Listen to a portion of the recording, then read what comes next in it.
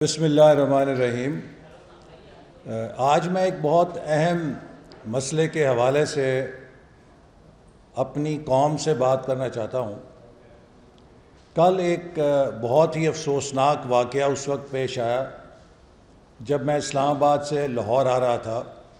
تو بھیرا کے مقام پر ایک ریسٹورانٹ میں میری تحریک انصاف سے ہمدردی رکھنے والی ایک فیملی سے مٹ بھیڑ ہوئی، اور انہوں نے جس طرز عمل کا مظاہرہ کیا وہ اس وقت سوشل میڈیا پر پوری قوم کے سامنے آ چکا ہے۔ میں ایک ہیٹ وکٹم ہوں۔ آج سے چند سال پہلے ایک نوجوان جس کے دماغ میں نفرت بھری گئی تھی، پروپیگنڈا کر کے اس کے ذہن کو ڈیمیج کیا گیا تھا،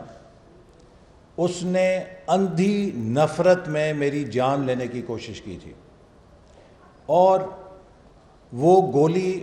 آج بھی میرے جسم میں موجود ہے۔ اور اس لیے میں ہر روز صبح اٹھ کے جب اللہ تعالیٰ کا نئی زندگی کے لیے شکر ادا کرتا ہوں، اس کے ساتھ معاشرے سے نفرت، ہیٹ، انتہا پسندی کے خاتمے کو ختم کرنے کے لیے بھی تدبیریں سوچتا ہوں، چونکہ میں یہ سمجھتا ہوں کہ پاکستان کو جہاں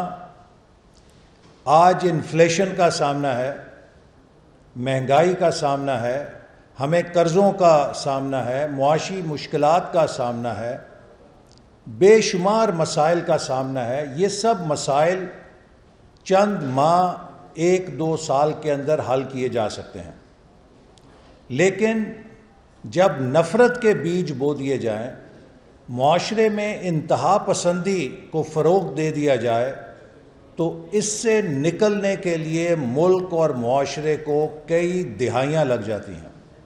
ہم سے زیادہ کون سی قوم انتہا پسندی، ہیٹ کا شکار ہوئی ہے؟ نفرت پہ مبنی نظریات، انتہا پسندی پہ مبنی نظریات نے پاکستان کے جسم میں کینسر کی طرح جو نقصان پہنچایا، اس کا ہم سب کسی نہ کسی طور پہ مشاہدہ کر چکے ہیں یا اس سے متاثر ہو چکے ہیں۔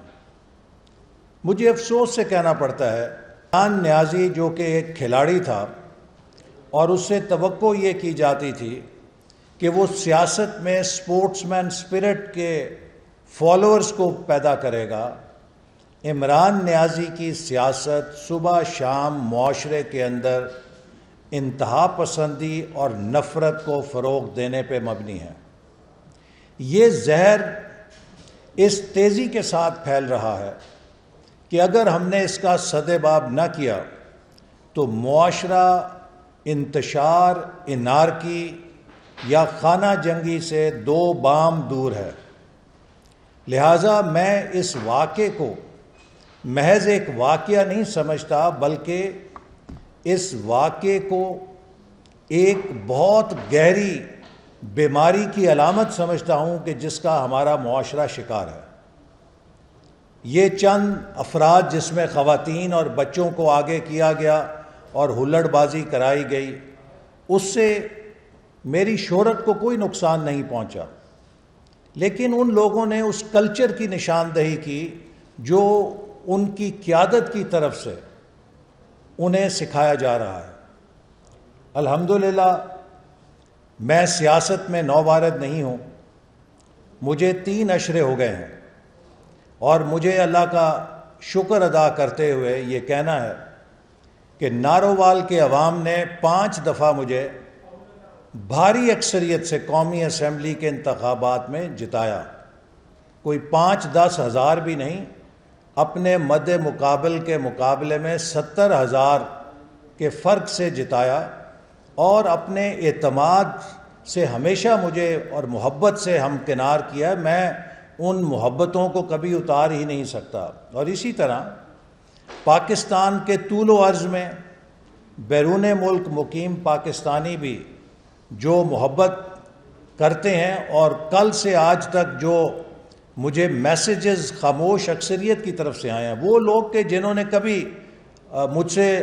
کمیونیکیٹ نہیں کیا.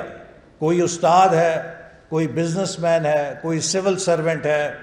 کوئی بیرون ملک مقیم ہے، کوئی طالب علم ہے، کوئی خاتون خانہ ہے، کوئی ریٹائرڈ پینشنر ہے، نوجوان ہے. ہر طبقے کے لوگوں نے اس واقعے کی مذمت کی ہے، ماں سوائے چند پی ٹی آئی کے ان لوگوں کے کہ جن کا کام صبح شام سوشل میڈیا پہ پگڑیاں اچھالنا یا ادھم مچانا ہے. تو میرے پاس بھی دو راستے تھے. قانون مجھے یہ اختیار دیتا ہے کہ میں پاکستان کرمنل جو سی آر پی سی ہے یا ضابطۂ فوجداری ہے اس کے تحت ان کے خلاف کارروائی کر سکتا ہوں.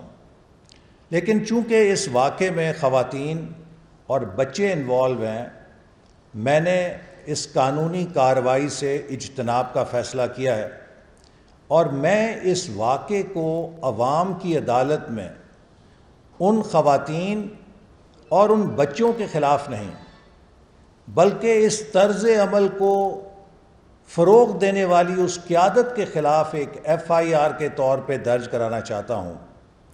کہ پاکستان کی خاموش اکثریت کا فرض ہے کہ اس قسم کے رویوں کی حوصلہ شکنی کرے. چونکہ اگر ہم نے ایسے رویوں کی حوصلہ شکنی اور مذمت نہ کی تو ہم لبنان کی طرح خانہ جنگی کا شکار ہو سکتے ہیں. اس وقت اگر کوئی میرے ساتھ بھی سیکیورٹی گارڈ ہوتا یا کوئی جذباتی وہاں پر ہمارا حمایتی ہوتا اور ان کے ساتھ کوئی نامناسب رویہ اپناتا تو صورتحال بہت گمبھیر ہو سکتی تھی.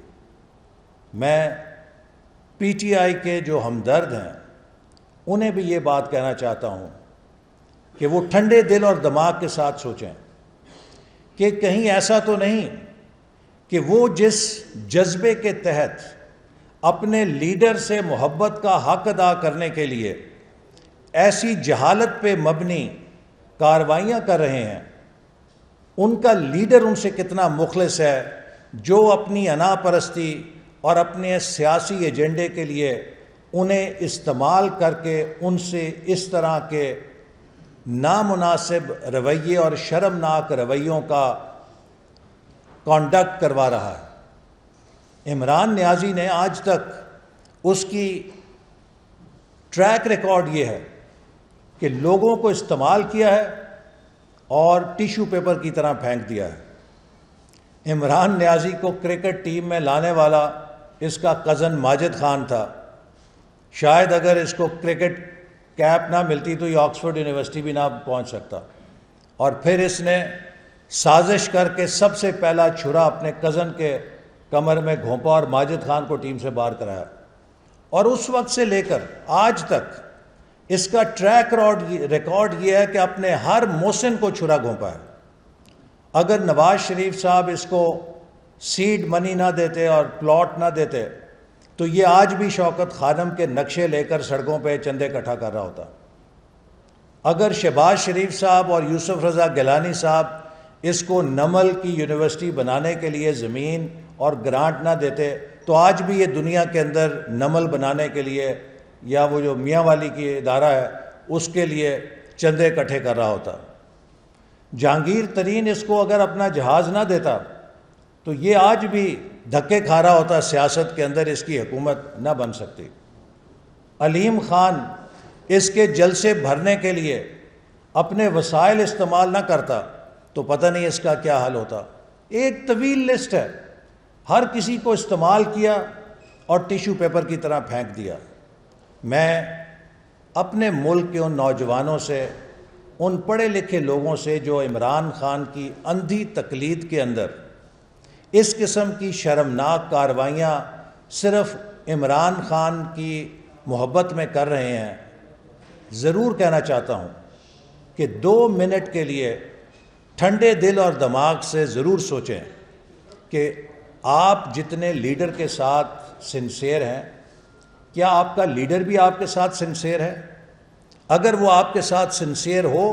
تو وہ آپ کو اس قسم کی حرکات کے لیے نہ اکسائے جو شرمناک بھی ہیں اور جو شائستگی کے تمام رویوں سے عاری بھی ہیں۔ پاکستان میں جمہوریت اور آزادی پہ مجھے پختہ یقین ہے، اور اس حوالے سے بطور سیاستدان میرا یہ فرض ہے کہ انتہائی برداشت اور تحمل کا مظاہرہ کرتے ہوئے میں وہ غلطی نہ دہراؤں جس کا مظاہرہ چند افراد نے کیا ہے۔ پاکستان کے لیے میری جو بھی خدمات ہیں وہ مجھے بتانے کی ضرورت نہیں، وہ قوم بھی جانتی ہے، ہمارا برادر ملک چین بھی جانتا ہے، اور پوری دنیا ان کی ریکگنیشن کرتی ہے۔ لہٰذا مجھے کسی پی ٹی آئی کے بندوں سے کوئی سرٹیفکیٹ لینے کی ضرورت نہیں۔ سب سے بڑی بات یہ ہے کہ میرے حلقہ انتخاب نارووال کے لوگ جو میری کنٹریبیوشن ہے وہ جانتے ہیں، اور ان کے اس اعتماد کے بعد مجھے کسی نہیں ہے۔ لہذا میں اس کردار کشی کے مہم پر جو عمران خان نے پچھلے 10 سال سے چلائی ہوئی ہے، صبح شام چور چور چور چور کی آوازیں جو لگاتا ہے، وہ 4 سال وہ اس ملک کا سیاہ سفید کا مالک رہا۔ وہ چاہتا تو 10 منٹ کے اندر قانون پاس کرا لیتا تھا، جو چاہتا تھا ہو سکتا تھا، لیکن ان 4 سالوں میں وہ 1 روپے کی کرپشن ثابت نہیں کر سکا۔ اور میں عمران خان کا بے حد مشکور ہوں کہ اس نے کروڑوں روپے لگائے، اور میرے خلاف اگر ریفرنس بنایا تو ایک بھونڈا ریفرنس یہ بنایا جس میں کوئی مالی کرپشن کا الزام نہیں۔ الزام ہے تو یہ ہے کہ نارووال جیسے ضلع میں ایک بین الاقوامی معیار کا کھیلوں کا کمپلیکس کیوں بنا دیا ہے۔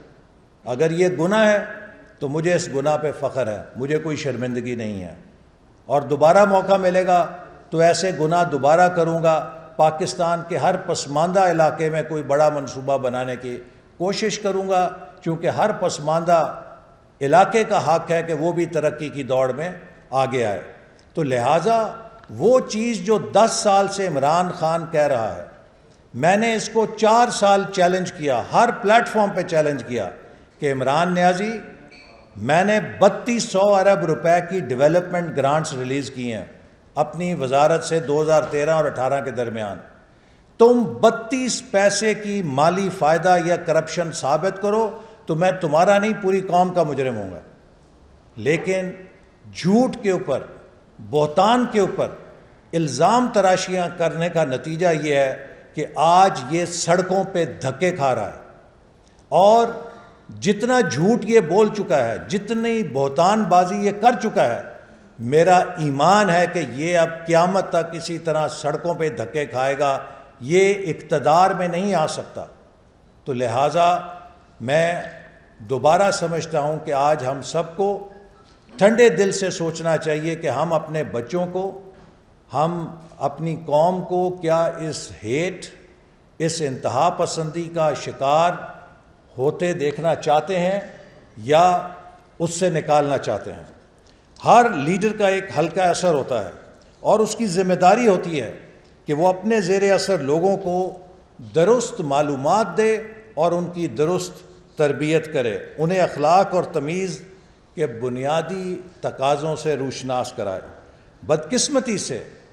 عمران نیازی بطور لیڈر یہ اہم ذمہ داری ادا کرنے میں بھی اسی طرح ناکام ہوئے ہیں جس طرح وہ حکومت چلانے میں ناکام ہوئے تھے۔ حکومت چلانے میں بھی ناکام ہوئے، اور اپنے کارکنوں کی تربیت کرنے میں بھی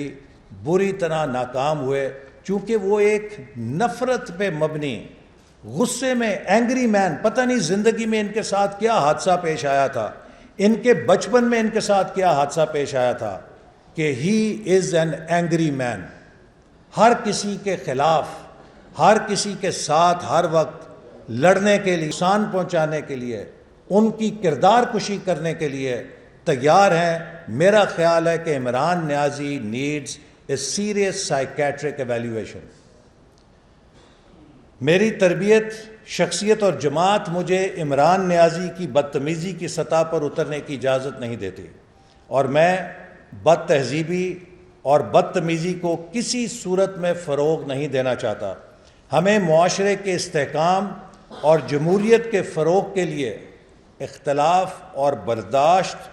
دونوں کو قبول کرنا ہے۔ اگر عمران نیازی اپنے اقتدار کے لالچ پہ مبنی سیاست کی وجہ سے قوم کو یہ راہ دکھانے کو تیار نہیں، تو ہماری ذمہ داری اس وجہ سے کم نہیں بلکہ اور زیادہ ہو جاتی ہے۔ عمران نیازی ریاست مدینہ کی پہچان نعوذ باللہ بدتمیزی اور بد اخلاقی نہیں تھی، بلکہ ہمارے پیارے نبی کریم صلی اللہ علیہ وسلم نے رواداری، خوش اخلاقی، شائستگی اور فراخ دلی کو اس کی پہچان بنایا تھا۔ جن افراد نے یہ اخلاق باختہ حرکت کی، میں ان سے بھی مخاطب ہوں کہ وہ اپنے لیڈر کی ہر بات پہ آنکھیں بند کر کے عمل کرنے کی بجائے وہ سوچیں کہ وہ آپ کی سادگی سے ناجائز فائدہ اٹھا رہے ہیں۔ آپ معلومات حاصل کریں اور اپنی رائے ٹھوس حقائق کی بنیاد پر قائم کریں۔ عمران نیازی کی جہالت اور جھوٹ پہ مبنی تقریروں کو سن کر اپنی رائے قائم نہ کریں۔ نبی کریم صلی اللہ علیہ وسلم جنہوں نے بدتمیزی کا جواب خوش اسلوبی سے دے کر رویوں میں مثبت تبدیلی لانے کا سبق دیا، ان کے ادنا پیروکار کے طور پہ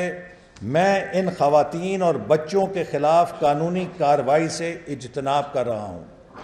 جب طائف کی وادی میں نبی کریم صلی اللہ علیہ وسلم کو وہاں کے لوگوں نے آوازیں کسیں، پتھر پھینکے،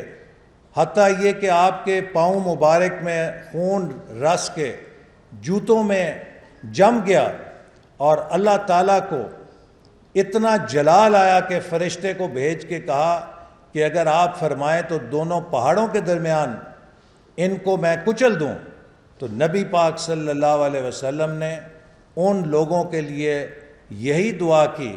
کہ اگر یہ گمراہ ہیں تو ان کی نسلوں میں سے ہدایت والے پیدا ہوں گے، اور جو پھر بعد میں پیدا ہوئے۔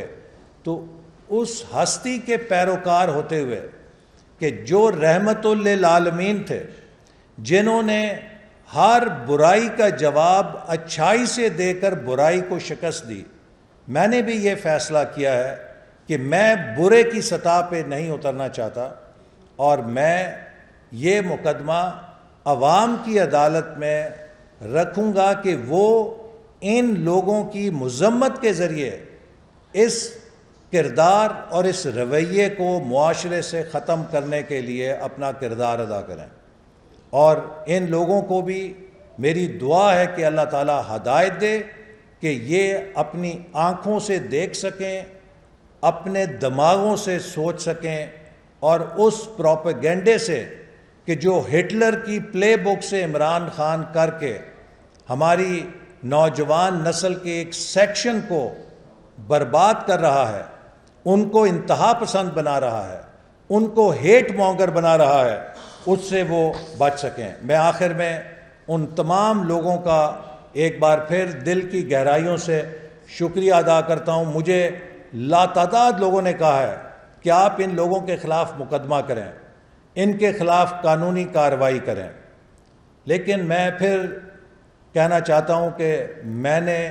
نفرت کی گولی کھائی ہوئی ہے، اور میں سمجھتا ہوں کہ اس نفرت کا علاج خالی مقدموں میں نہیں ہے بلکہ معاشرے کے رویوں کے اصلاح میں ہے۔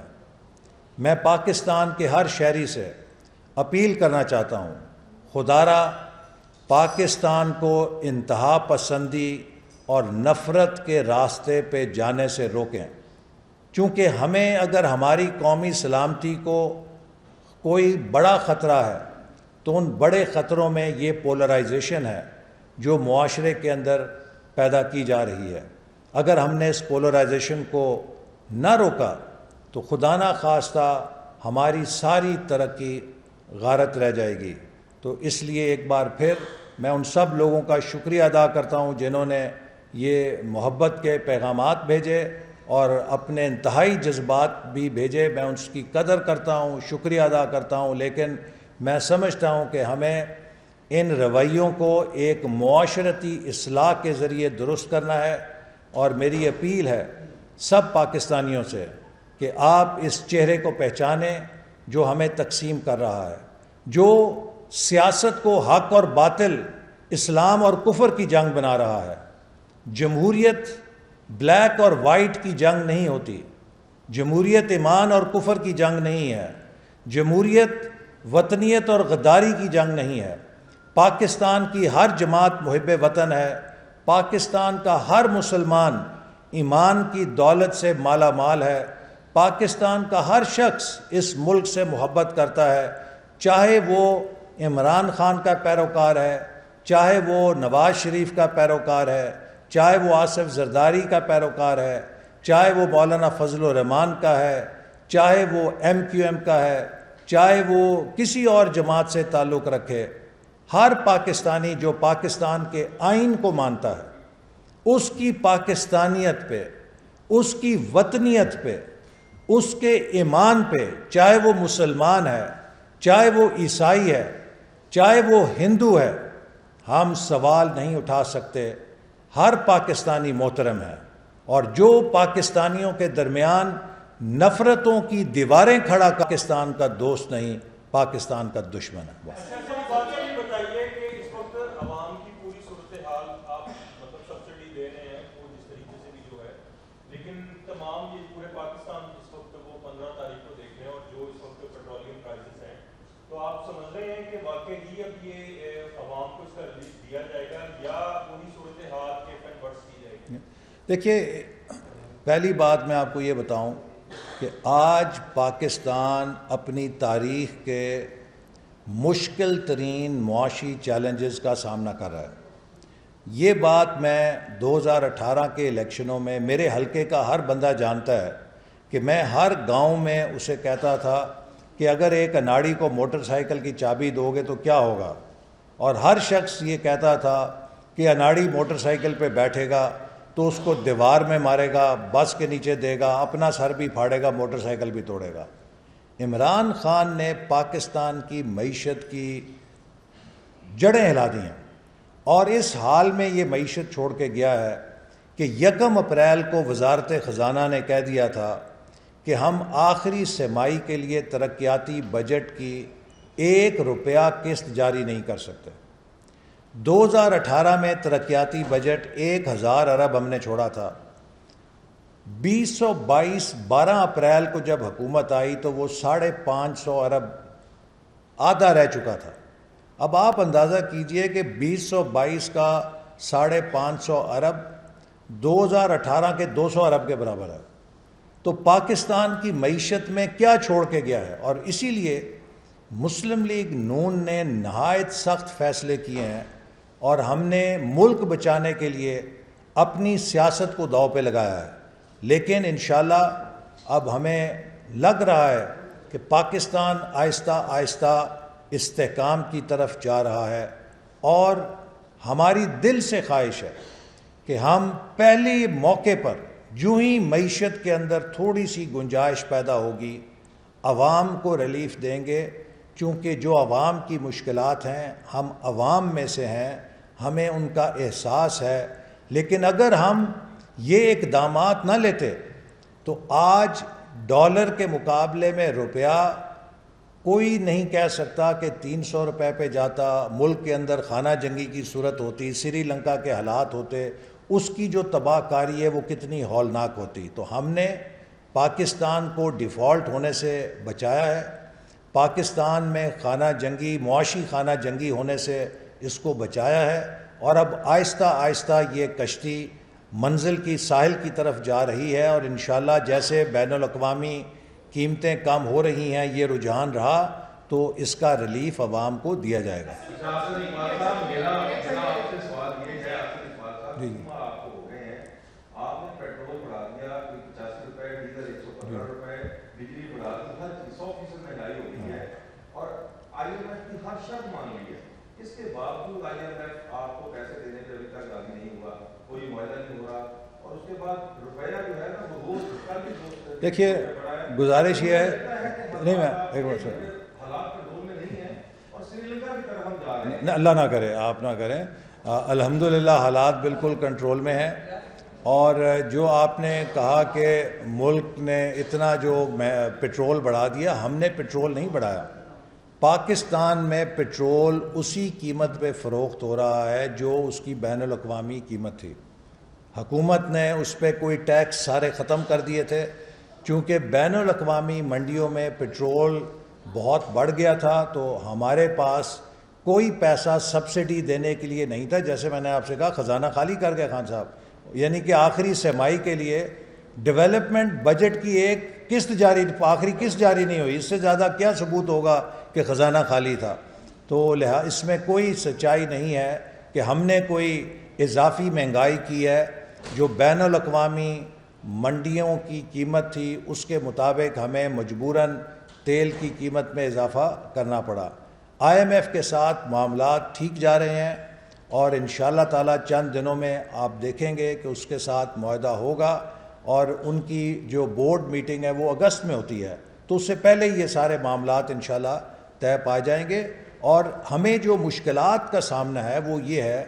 کہ عمران حکومت جو معاہدہ کر کے گئی اس کی اتنی خلاف ورزیاں کر گئی ہے کہ IMF اب یہ کہتا ہے کہ ہمیں آپ پر، حکومت پر نہیں، پاکستان حکومت پہ اعتماد نہیں ہے کہ آپ نے ہم سے معاہدے کر کے اس کی اتنی خلاف ورزیاں کی ہیں کہ ہم بہت زیادہ ٹرسٹ ڈیفیسٹ ہو گیا ہے. تو اسی لیے ہمیں مشکل ہو رہی ہے کہ ہم اس ٹرسٹ ڈیفیسٹ کو برج کر رہے ہیں اور ملک کے اعتماد کو بحال کر رہے ہیں، اور انشاءاللہ بڑی حد تک یہ بحال ہو گیا ہے اور آنے والے دنوں میں آپ دیکھیں گے کہ چیزیں مستحکم ہوں گی. ایسا اقبال صاحب، یہ جو واقعہ آپ کے ساتھ پیش آیا قابل ذمت ہے، قابل افسوس ہے، لیکن یہ ایسے واقعات اب معمول بنتے جا رہے ہیں اس ایک جماعت کے ساتھ نہیں، ہر جماعت کے سیاستدانوں کے ساتھ. تو کہیں ایسا تو نہیں ہے کہ عوام کی جو توقعات تھیں ان پہ سیاستدان پورا نہ کر کرے اور وہ احتجاج کی شکل نہیں دیکھیے، اس پر اس طرح رہنمائی فرمائے کہ جو ووٹر آپ کو ووٹ دے رہے ہیں وہی آپ کے آپ احتجاج کرنے نہیں، کوئی ہمارا ووٹر اس قسم کا حرکت نہیں کرتا. یہ صرف ایک طرز سیاست ہے جس کو عمران خان نے 2014 سے ملک میں فروغ دیا ہے. 2014 سے پہلے نہ دھرنا کلچر تھا نہ گالی گلوچ کلچر تھا. عمران خان کی پاکستان کی سیاست میں واحد کنٹریبیوشن یہ ہے کہ انہوں نے دھرنے متعارف کرائے ہیں اور انہوں نے گالی گلوچ کی سیاست کو عام کیا ہے. اور اس کے علاوہ ان کی پاکستان میں کوئی کنٹریبیوشن اگر ہے تو آپ بتا دیں. 4 سال یہ وزیر اعظم رہے ہیں، پشاور سے لے کر کراچی تک. مجھے کسی ایک منصوبے پہ کوئی انگلی رکھ کے بتا دے کہ یہ عمران خان نے سوچا تھا اور مکمل کیا 4 سالوں کے اندر. میں آپ کو درجنوں منصوبے گنوا سکتا ہوں جو مسلم لیگ نون نے 2-2, 3-3 سالوں میں قوم کی تعمیر اور ترقی کے لیے سوچے، تعمیر کیے اور چالو کر کے دکھائے. عمران خان کا جس شخص کا واحد ایجنڈا گالی گلوچ ہو، نیگیٹو ہو، جیسے میں نے کہا کہ پتہ نہیں اس کی زندگی میں کیا حادثہ تھا اس کے ساتھ کہ یہ ایک اینگری مین ہے، یہ ہر کسی سے بدلہ لینے پہ تلا ہوا ہے اور ہر کسی کو یہ پگڑی اچھالنے کی سیاست کرتا ہے. He has nothing nice to say. آپ اس کی تقریریں سن لیں، اس تقریروں میں 90% گالیاں ہوتی ہیں اور جو 10% وقت بچتا ہے اس میں وہ مبلغ بن جاتا ہے. اس میں ایسے تبلیغ کرتا ہے جیسے کسی NGO کا کوئی سربراہ ہے یا وہ کسی امام مسجد کے طور پہ تقریر کر رہا ہے. بھئی تم 4 سالوں کا جواب دو کہ تم نے 4 سالوں میں کیا کیا ہے، ملک تباہ کر گئے ہو. اپنی کارکردگی کا جواب دو. ہمیں اسلام نہ پڑھاؤ، ہمیں اسلام تم سے بہتر آتا ہے، لوگوں کو زیادہ پتہ ہے. لوگوں کو کلمے نہ پڑھاؤ، لوگوں کو کلمے آتے ہیں. لوگوں کو دین کا بھی تم سے بہتر پتہ ہے. تم اپنی کارکردگی بتاؤ کہ 4 سالوں میں تم نے کیا کیا ہے. تم نے کشمیر کیوں دیا، تم نے مہنگائی کیوں کی، تم نے سی پیک کیوں تباہ کیا، تم نے ملک کے اندر جہالت کیوں پھیلائی، تم نے ہائر ایجوکیشن کمیشن کیوں تباہ کیا، تم نے صحت کا نظام کیوں تباہ کیا، تم نے پنجاب کے ساتھ دشمنی کیوں کی، عثمان بزدار جیسی حکومت پنجاب پر کیوں مسلط رکھی، خیبر پختونخوا میں بھی ایک اپنا نورتن مسلط کر رکھا ہے جس پر خود اس کی پارٹی خلاف ہے. تو مقصد یہ بجائے یہ کہ اپنی کارکردگی کا جواب دے، یہ قوم کو جو ہے نسیم حجازی کے ناول پڑھاتا ہے، یہ قوم کو الف لیلا کی کہانیاں سناتا ہے اور پتہ نہیں کدھر لے کے جا رہا ہے. تھینک یو ویری مچ جی. کی ہے، آپ یہ سمجھتے ہیں کہ گورنمنٹ آپ کی جو اقتدار میں آئی مجھے غلطی تو نہیں کی کہ یہ جو کام جو عمران خان کی گورنمنٹ، دیکھیے عمران خان ہم حکومت میں اس لیے آئے کہ جو ممنوعہ فنڈنگ کے لوگ تھے انہوں نے عمران خان کو یہ مشن دیا تھا کہ پاکستان کو ڈیفالٹ کراؤ، اور پاکستان اگر ڈیفالٹ ہو جاتا تو انٹرنیشنل کریڈیٹرز نے پاکستان کی گردن پکڑ کے وہ شرائط لکھنی تھیں کہ جن سے پاکستان کے مفادات پہ سمجھوتا کرنا پڑتا۔ پاکستان کو ڈیفالٹ سے بچانے کے لیے اور اسے دیوالیہ ہونے سے بچانے کے لیے ہمیں اس سمندر میں چھلانگ لگانا پڑی، ہمیں عمران خان کے گناہوں کا بوجھ اٹھانا پڑا، لیکن مجھے یقین ہے کہ جب ہم پاکستان کو سنبھال لیں گے اور 1 سال کے بعد پاکستان کے لوگ یہ دیکھیں گے کہ عمران خان نے پاکستان کہاں چھوڑا تھا اور ہم نے اسے 1 سال میں کہاں پہنچایا ہے، تو لوگ ہماری تمام فیصلوں کو سرائیں گے اور ہمیں پہلے سے زیادہ بھرپور مینڈیٹ دیں گے انشاءاللہ تعالی۔ بس چلے